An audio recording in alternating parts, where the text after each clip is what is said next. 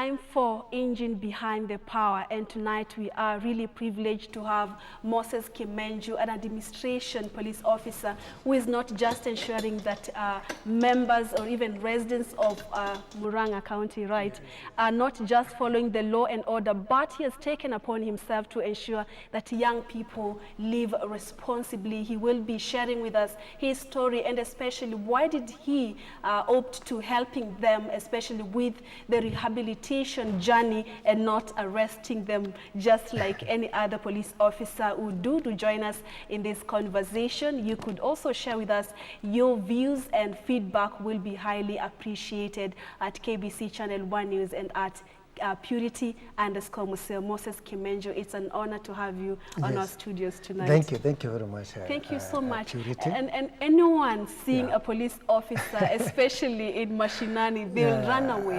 Very much. They will run very fast. So what made you think that you could change lives, you know? It is because, I thank you very much for having me here today. You're welcome. And also, I thank Kenyans because if were it not for Kenyans, I could not be in this studio today.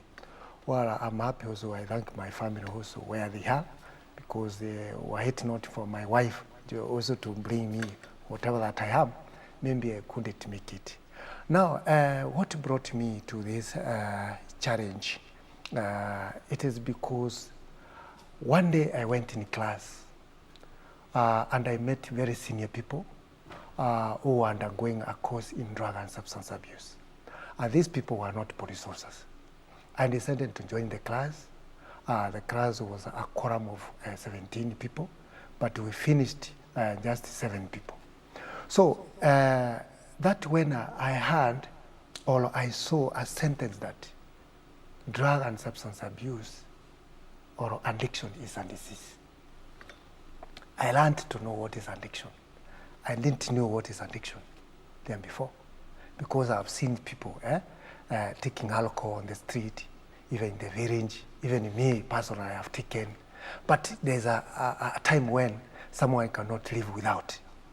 So addiction is a chronic brain disease, which is characterized by so many denials, chronic part of it, disease which is not, even someone cannot know what is going on.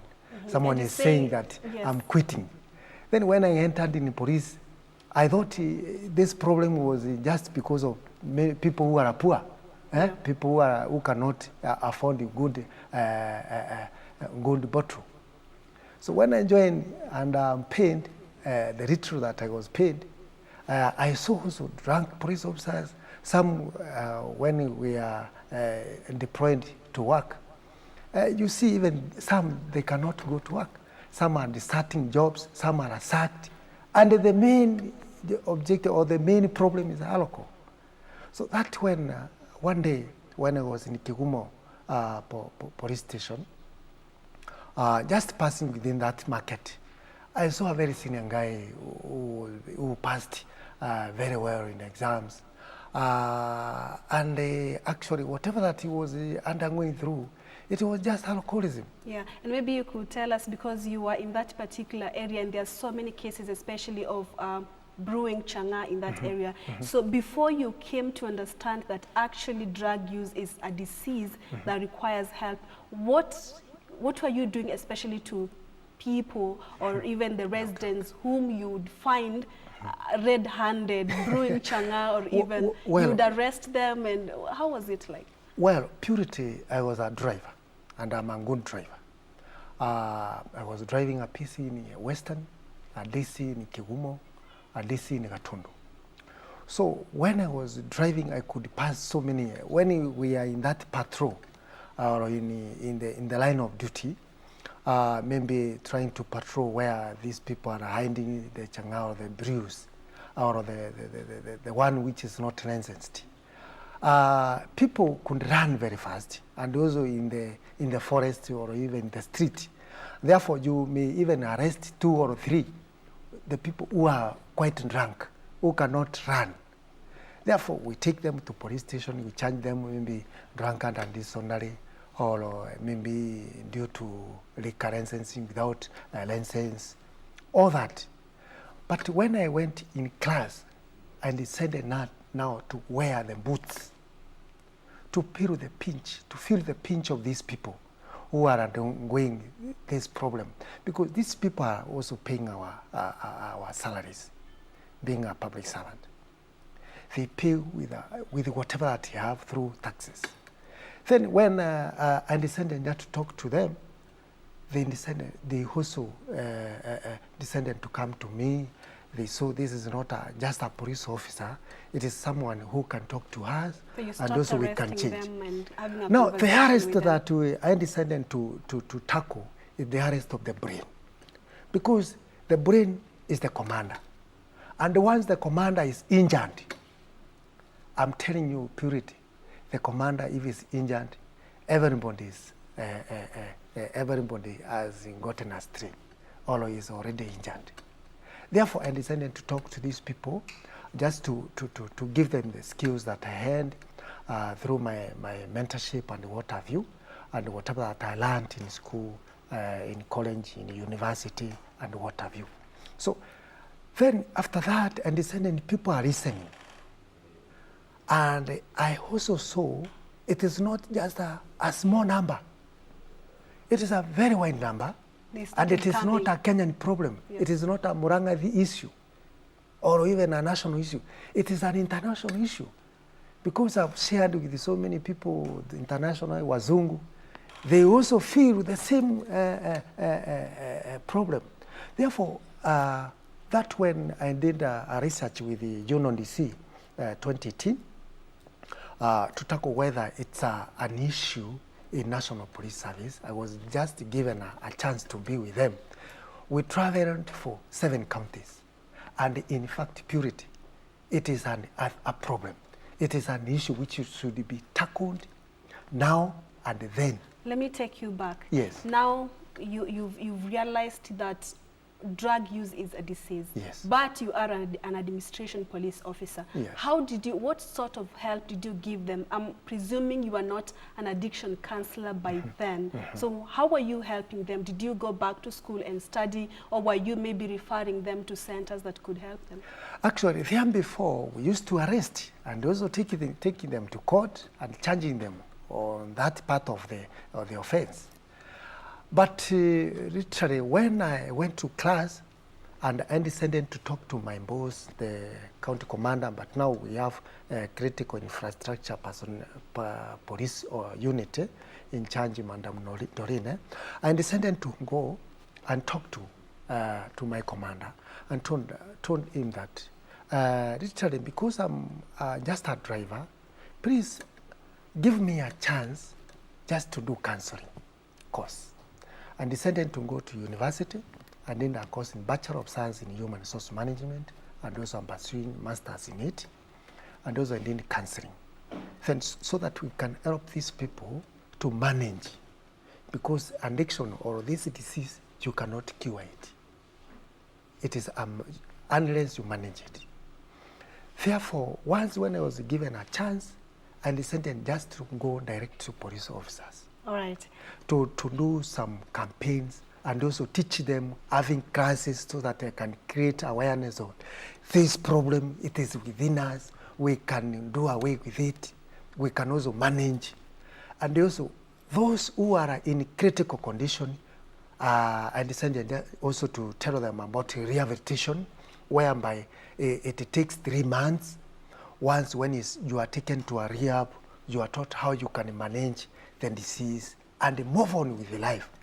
And then from that time, so many police officers who were sacked, some even have been reinstated. Because of and also some are now, they can walk, they can feel that they are energetic, they can have a good family, because this disease which affects everybody, the family, the children, education, your colleague at the place of work, anybody who is within you, anybody, whoever, even the media people, you see, maybe they are having some funny clips. You see someone who is drunk is on, maybe is about to drown in the river, all that. Yes. And right now, I'm going through a course in sign language certificate in sign language, so that I can help people who are deaf. And also I'm graduating on Friday. All right. So that I can help, because this problem is not only to those people who can hear and talk. Even those people who are deaf, they have parents who cannot even know where the rain started beating them. Yes. Time is not on our side, but I'll ask you, there are so many campaigns against drug and alcoholism, but for you, when someone mentions Moses Kimenchu, they'll be like, that sergeant savior. What was the turning point for your life? You have so many awards you've won. Is there something different that you have done that other campaigners are not doing, or what exactly touched so many lives and so many people celebrate you today? Purity, I was a shoe shiner for 8 years in the street. I went in class because of that, doing all that work. And one day I was employed also like as a houseboy. And then that when I got a boss who was a DC, and he requested me whether I could join police officers because I had passed the exams. Therefore, once when I joined police office, the police work, that was my turning point. Then after that, I decided to save life and property because that is our mandate. Now, in 2011, when I started this campaign, I started it just with my open hands. Then I went and acquiring knowledge on how to tackle the campaign. People, they are requesting a lot of money just to do this campaign. I normally use my salary. Whatever I actually wanted to ask you where you get the funding I normally from. use my salary. Yeah. Actually, this is this is a project that I decided to start because people cannot pay you to help them, and the people cannot afford. There are so many people who are having problems in the street. They cannot even feed themselves. Therefore, once when they are sick, even going to hospital, it is also a problem. And this work can be done by so many police officers. And I thank them because were it not for having a chance to be a police officer, I couldn't maybe have a chance. Therefore, in 2015, I decided to also to help the county government to have a biggest rehabilitation in Africa, whereby it was in Ihora in Muranga County, whereby we rehabilitated more than 4,000. Imagine when the president declared that alcohol and drugs, it's a disease. Imagine 4,000 in a period of 3 months. Yeah. Well, if that program is in every county, see how many people can be helped. So many police officers have undergone that program. We have a program in Jomek, which is in Nakuru, and Johnny Mutulo is former chairman of Nakanda, whereby we have been taking police officers so that they can have that welfare, and they should not fear rehabilitation. People are fearing rehabilitation purity. It is an hospital. Don't fear. There are so many people who they are told that. Well, there are so many people who are told that. So please go to a rehab. People say that I'm not crazy, I'm not bad, I use small. But there is no any small in it. Once when alcohol enters into your body, it is a disease. You need rehabilitation. It is not food, or it is not water. We have to wind up. Now, but before then, I can see because of your good work, you came with a few awards that you have won, right? Yes, yes. Maybe which was the first one, and how did you, in a minute time, that's the time we have, but you can just tell us a little bit about your awards. Which one was the first one, and how was the feeling like when you... I was so amazed. I was given in 2016 by Red Cross Community Service Award, because of going every part of the country to save life and property, particularly to those people who are addicted into drugs. And this I was given by Nakanda for outstanding campaign against drug and substance abuse. I was a champion of the year 2018.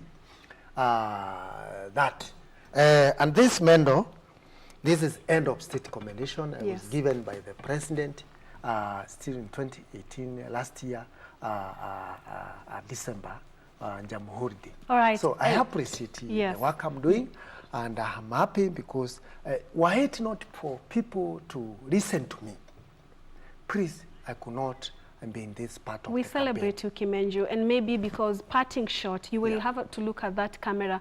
On Friday is the World No Tobacco Day. It's the 31st of May, World No Tobacco Day. What's your message to young people watching you right now? Well, thank you very much for this chance that I've been given or granted. On Friday, the 1st of May, it is World Tobacco No Cigarette Day. I print to everyone that you may talk about cigarette. Cigarette, it's a cure disease. It is not eaten by animals. It is eaten by people. Therefore, if you put people or a person and a goat and give a goat a tobacco plant, definitely the goat will not eat those tobacco plants. The person, you have brain, you have a thinking capacity, think about it. It is a disease and it will surely kill you. In Vision 2030, the research has seen that when we are approaching 2030, we will have lost 10 million per year. Think about it. Thank you very much, and may God bless you. Thank you so much, Moses. We here at the Kenya Broadcasting Corporation, we do celebrate you, and I promise I'll bring you back. Okay. Today we didn't have so much time, but thank you for coming. We appreciate it. I have also appreciate. All right. And may God bless you. All right. Asante sana. Thank you. Yeah. And of course, he's giving me that salute. Thank you so much. And that has been Moses Kimenchu, the popularly Sergeant Savior, who's made so much significant and touched so many lives, especially in this country. We celebrate him.